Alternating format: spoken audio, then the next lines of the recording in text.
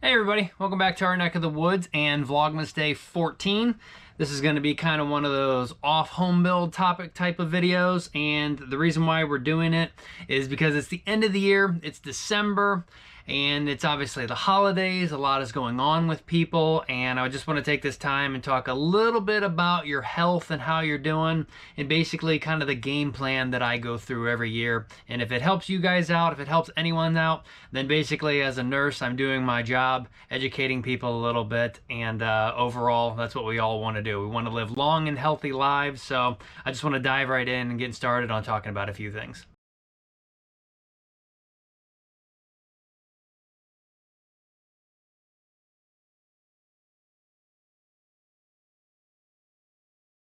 All right, so real quick, being December, every year, the first thing I do to try and take care of myself is I go and get yearly blood work done.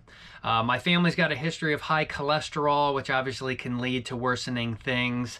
There is cancer and stuff in the family. Not a whole lot we can do about that except for taking care of yourself. Obviously not smoking, drinking, trying to eat better foods, etc. But I still like to go and check up on myself every year. And over the past couple years, since I'm almost 40 years old, I would say the worst thing about my blood work is my LDL, and that is a cholesterol, and that is your bad cholesterol. For the past couple of years, I've just been slightly over 100. So of course, every year I go and check that, and my physician assured me that as long as I'm not hitting over 170, there's not really anything to worry about. I don't have to get on a statin drug that will help lower my cholesterol. Now, my overall cholesterol has always been great. I'm always under 200, maybe around 160, 170. My triglycerides are always great. My HDL could improve. That's your high density lipoprotein, and that is your good cholesterol. I've tried taking fish oil over the years, and it doesn't seem to really work all that well. It may give a point or two. But really, I think HDL comes down to diet, and I think they recommend mostly exercise. And I just basically haven't been doing that.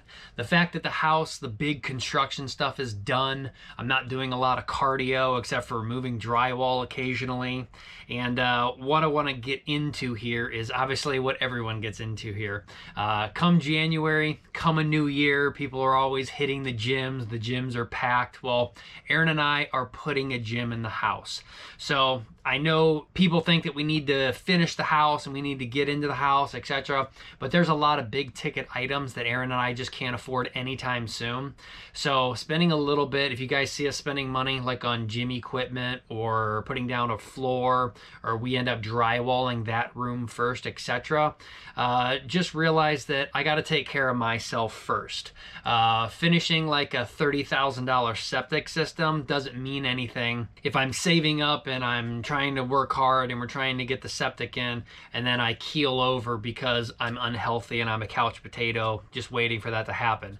Obviously, again, this is about taking care of my own life.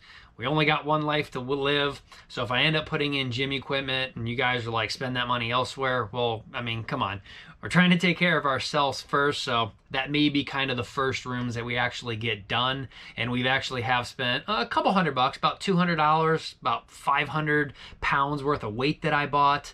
Aaron's got a jump rope mat. We've already got a barbell. We need to start looking into maybe a power rack, a bench to do other stuff, and then eventually down the road we'll see if we'll get maybe a treadmill or anything like that. But we really need to start thinking about ourselves. And again, that HDL, the fact that mine is always around 40. In fact, I'll show you my numbers here real quick. Again, you can see over the years, my overall cholesterol has been under 200. That's great. The HDL seems to always be around 40. I would love that to be 50, 60, 70. I got to find better ways to bring that up. You can see my triglycerides have always been under 200. That's great.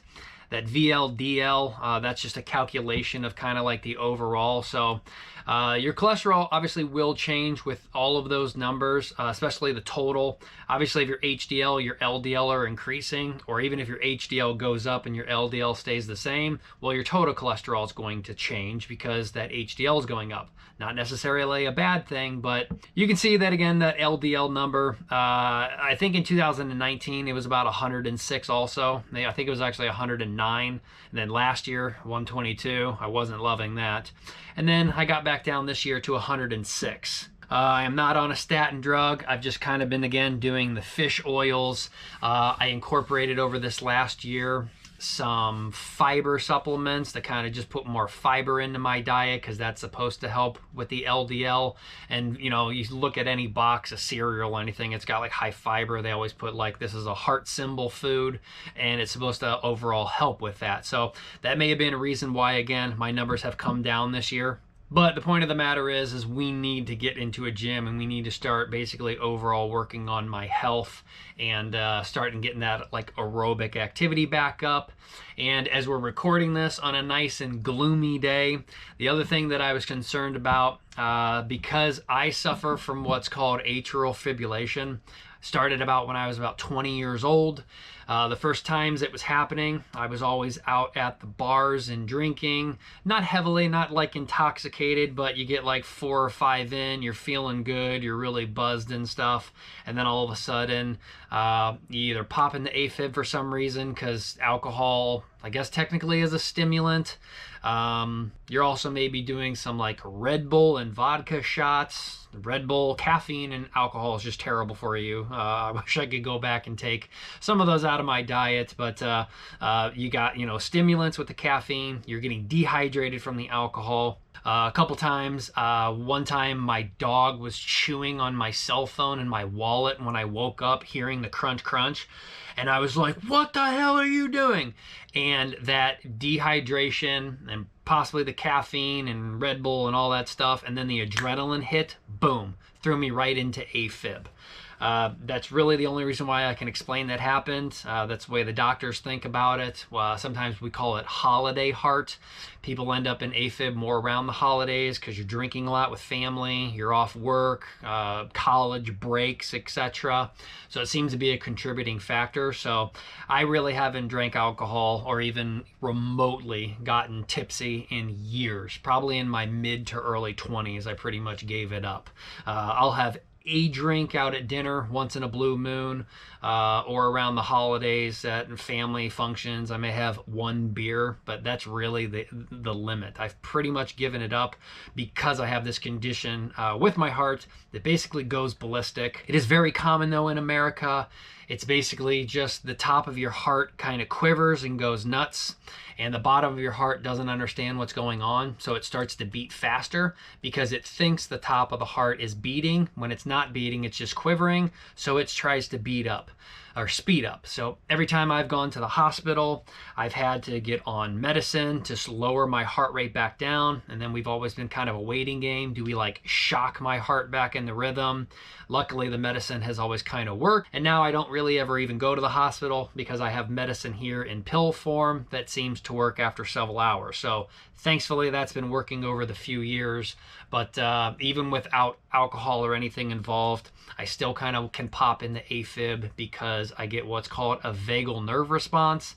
And that's a vagal nerve going from your brain down to your heart. And it goes to the little top node in your heart that controls the beating of the top of your heart. And basically those wires get crossed, and that top node basically goes ballistic, which sends the heart going ballistic, and the bottom of the heart just doesn't know what the heck to do. So again, luckily over the years, I've been being able to control myself. I try not to sleep on my right side because that seems to be a contributing factor. And with all of this said and done, in my yearly labs, I like to look at my magnesium to make sure that's healthy, because that's one thing we always check in the hospital on new AFib patients, where their magnesium's at. We also check their thyroid gland levels to see where they're at, because that can be a contributing factor. And then stuff like even in your basic metabolic panels, you're also looking at like potassium and sodium. All electrolytes that I've mentioned that basically help regulate and control things like muscle movement and your heart as a muscle, along with you need that sodium potassium pump to help move electrolytes in your body. So just something that I generally look at, and luckily this year everything of mine looks beautiful. I've got normal potassium, normal magnesium, and even normal sodium, and these blood results are after fasting for about 12 hours. So we're good there. But not that anything that I'm saying is being a recommendation that everyone should follow and do. Obviously, you should always talk to your doctor. You should always talk to a dietitian that's registered, and everyone get on the same page if you're going to go with a plan here. But this year, being again mentioning a gloomy day here, I wanted to check my vitamin D levels. And recently I've been looking at vitamin D. Is a very important vitamin because vitamin D is not actually a vitamin. When you get a lot of sunlight, that's how humans make vitamin D. And the lighter your skin color, the easier it is to make vitamin D. So people up in the northern climates, people with darker pigment skin, they don't actually process vitamin D as well because they're like blocking the sun rays out. And even when I was working outside in the sun this summer, you know, I wear long sleeves, so I'm not getting a lot of sunlight. But the vitamin D had me interested in that when it gets into the body and your cells convert it into vitamin D, it goes through a process through like the kidneys and stuff, and it actually ends up being a hormone. And what had me interested about watching videos and stuff and learning more about vitamin D is people are tending to think, or there actually is research now, that it helps with respiratory illnesses. So the fact that I've had COVID 4 or 5 times now, I'm surprised it's never been respiratory driven, but it just helps to maybe think of, you know, trying to protect myself a little bit more. Check my vitamin D levels. Obviously, it's like getting into wintertime. Most people lower their levels. You get seasonal depression that's supposedly linked to vitamin D. So we had that tested this year in December, and I'm actually a little low. I'm only around 20. And the normal levels for my doctor go from about 30 to 100, when I've seen other people go from 40 to 100. And I think above 50, most people think is actually a good level. So in talking with my doctor about this, we're looking to get me basically on, because my levels are low and there's not a lot of sunlight and I don't want to sit outside in the sun and tan anyway. We need to basically be talking about a supplement. So we're looking at starting some D3 on me. And based on that, we need to maybe play with test results later in the future, because too much vitamin D apparently can pull calcium out of your bones, making your bones a lot weaker.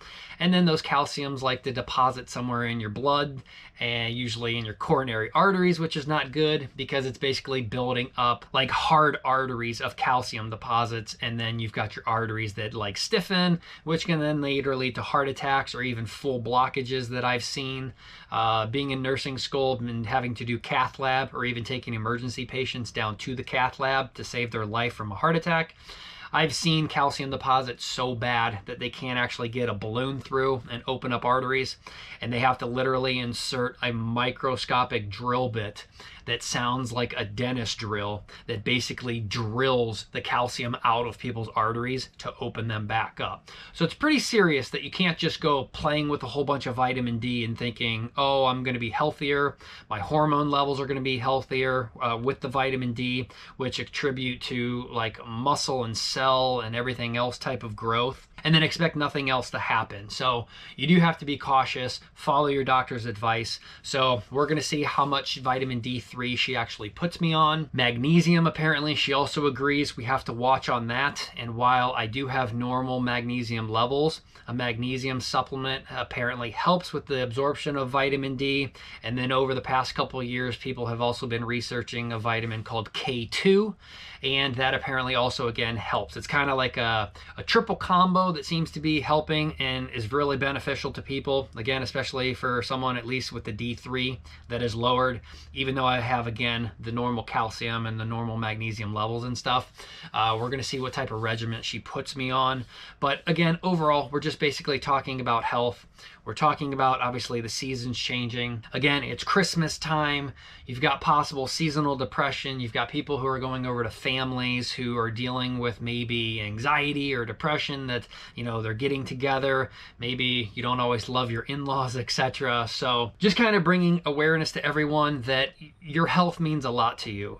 You only got one life. And working in the emergency department, I see a lot of people that are just completely unaware of even their own health problems. I had a person the other day come in for abdominal pain and nausea, etc. So we did all the normal blood tests and pictures of their abdomen, etc.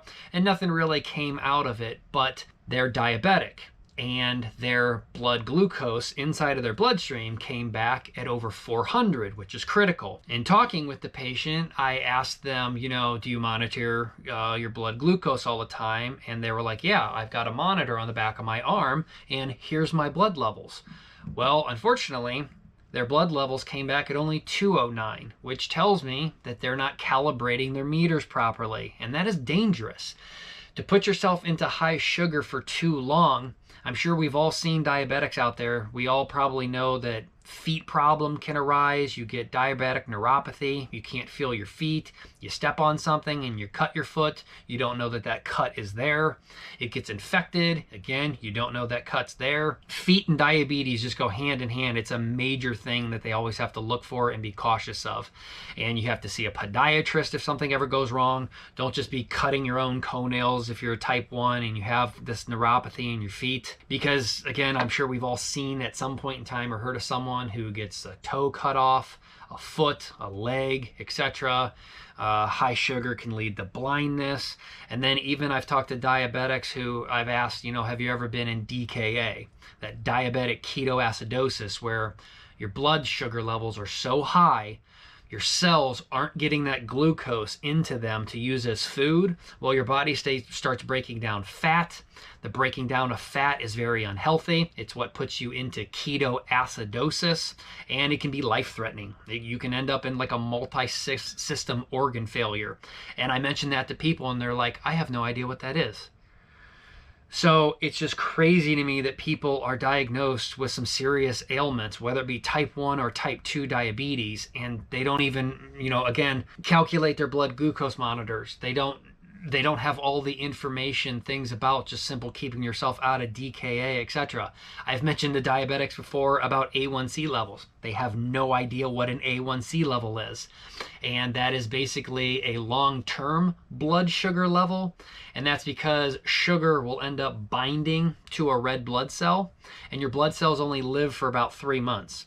So if you think you're going to cheat the system and go to your doctor and make them think like your blood sugar is awesome because right before you went in, you shot up with some insulin and you got normal blood sugar levels, you can't trick an A1C level. Your blood sugar, again, will bind to your red blood cells and they will live for about 3 months. So it is a long-term test that you cannot cheat. And if you've got diabetics who are saying, you know, oh, my blood sugar is always around, you know, 150, 200, I'm pretty good. Well, what's your A1C level? Oh, 13. No, it's not good. That is terrible. If you're a good diabetic, and it's something that you can't control, again, because maybe you're a type 1 and you just had, you know, your beta cells inside of your pancreas completely die. They can no longer produce insulin. It's not your fault. But you need to be a better diabetic to get your levels basically under a 7, even under maybe like a 6.5 to basically get a thumbs up from everyone that you're an awesome, amazing diabetic. And it's just crazy that people aren't informed with that. So if you have any ailments, please do your research. Please do what you're supposed to do. I don't want to see you in an emergency department for a medical emergency because it may be something that no one ever told you, or that you're just, I mean, if you don't know about it, then really there's not much to research. But do as much research as you can on your disease or what you're dealing with. Look something up. If you come across DKA, look it up, read about it. Try to keep yourself out of it if you think, oh, high sugar levels over 300 could put me in DKA. Please just do yourself a favor. And as a nurse telling you guys, as basically a nurse educator, as a patient advocate, I'm trying to keep you guys healthier and keeping you guys out of the emergency department and just giving you that little bit of information. If this video helps anyone out at all, even one person, then I've kind of done my job. But I'm not telling you guys to change anything. I'm not telling you to do anything medication wise, etc. You need to go see the right people, like an endocrinologist who are actually deal with diabetes on top of your family doctor. But please make the appointments. Please go to even free health clinics.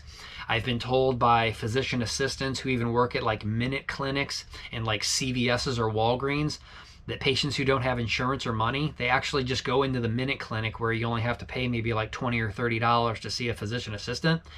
and they can prescribe stuff to you. They are given that power to prescribe medicine and basically be like right under a medical doctor. So don't just go not see a family doctor because you can't get one or make an appointment. There is options out there for free clinics, or even again, those like minute clinics where they have people that can help you out with that. I just encourage everyone to go and everyone to keep track of their stuff. And I just hate seeing people in the emergency department because they just were never told something, or they're just not informed. Or the worst thing that I always hate people saying is that I'm young, I'll do what I want, and I'd rather die young and happy than old and miserable. And that statement is just so far from the truth, because with medical advancements that we have now, we can keep you alive for a very long time. And no one wants to end up with diabetes and thinking, oh, I'm just going to eat sugar and be happy. And then they think they're just going to keel over, when that's just not really the case. You may end up losing a foot first, or toes, then a leg. Then you can't walk around and do anything because you have nothing to walk around on. You can't afford a mobility scooter.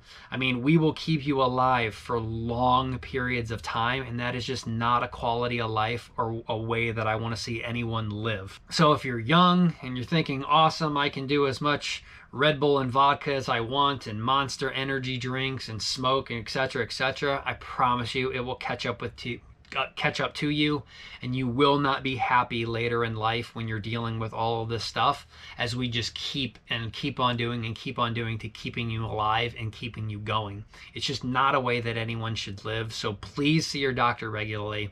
Get your blood tests done regularly. Again, we're in a kind of a depression season here up in the northern hemispheres. If you have anything to talk about, or that you're worried about, or you're suffering from things, please talk to somebody.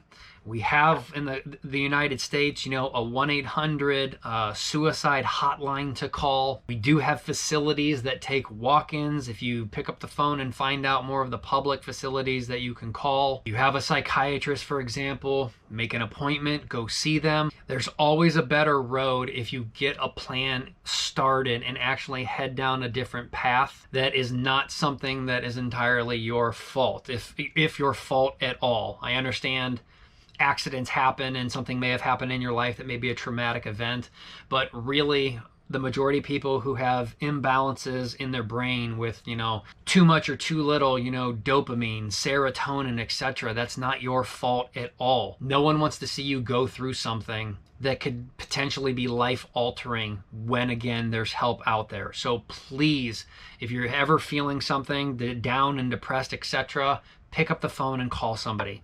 Call a suicide hotline, call a friend or family member that you haven't talked to in a while that maybe be helpful, etc. There is help out there, and it's not your fault. I just want to see people end up making the right choices and going down the right path than a more unfortunate path that people end up taking a lot of times. And even with talking with my barber about stuff like this, he is heavily involved in getting soldiers help. So he is a part of Wounded Warriors. He's actually working on a documentary for Netflix about depression, and that there's better ways out there than always just giving people drugs and trying to make them feel better by looking at certain Harvard studies and stuff like that. If he does make this documentary and get it out on Netflix, I will for sure link you guys so that you guys can see that. But I would love to actually do like a podcast with him to just go over just how much information he has with what warriors go through and soldiers and stuff, and how many people he's actually helped over the years, getting them off medicine like antidepressants or anxiety medicines, etc., and working through these problems. I'd love to see if he he does watch my videos, if he gives me the go-ahead. But maybe even in this Vlogmas, I'll go and get my hair cut. We'll set up the camera and even do maybe a podcast with him, and just have you guys listen to just how knowledgeable he is about stuff. And again, if we even help one soldier in America, or even in the entire world, or even somebody who does deal with depression or anxiety, etc., absolutely love and be thrilled, again, if even just one person gets helped out. So again, I know this video is a little bit different than what I normally talk about, but since, again, I am a nurse, I talk to people all day long about being that nurse educator on, giving discharge instructions to a patient and explaining how things work and explaining more about a disease or process or how they need to follow up and how important it is to follow up after they leave the emergency department, etc. And again, basically being that patient advocate where if someone doesn't think something's right or they should have gotten a little bit more help. And again, I'm trying to educate people on, you're safe to go home today, but you need that further help by, you need to go see an endocrinologist. You need to go see someone who, actually is a stomach doctor, a gastroenterologist. And again, that's a whole part of my job, a whole part of my life and career that I've been dealing with for the past 10 years. So please, during this time, during the holidays, you're traveling, you're dealing with a lot of stuff, you're worried about money and buying presents for kids, etc. I mean, I understand the holidays can be very, very stressful on people. So please take care of yourselves first. Go see your doctors. Get lab work and stuff if you're worried about anything, or ask what they think they should recommend to maybe draw on you blood-wise to look at stuff. And overall, I hope everyone just has an amazing, safe, and happy holiday.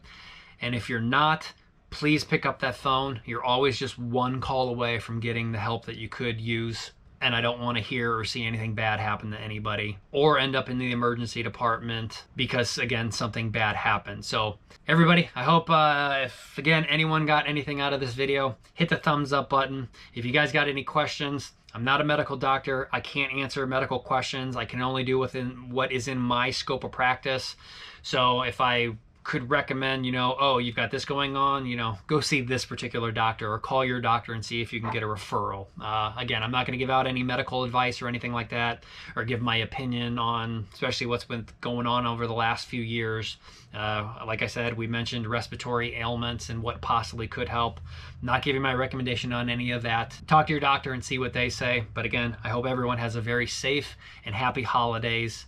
And if you guys got anything to say, any of your own experiences that you'd like to drop, any help that maybe you have gotten in your life, comment down below and we'll have a little discussion about it. So until then, I hope you guys enjoy this video. And again, happy holidays and take care.